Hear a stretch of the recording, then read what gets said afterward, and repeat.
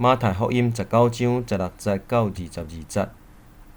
马太福音19章16节，有一遍，有一个人来找耶稣，对伊讲：“老师，我着做甚物好事，才会当得到永远的活命？”耶稣应讲：“你若会问我关系好的事，只有一位是好。你若爱进入永远的活命，着遵守诫命。”伊问耶稣讲是倒一条诫命？耶稣应讲：毋通害死人，毋通奸淫，毋通偷体，毋通做伪证，着孝敬父母，着疼厝边亲像疼家己。即个少年人甲伊讲：遮个我一直有在遵守，还欠甚物？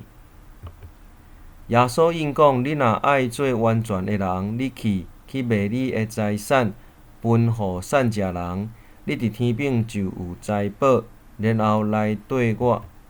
少年人听到即个话，就忧忧愁愁离开，因为伊财产真多。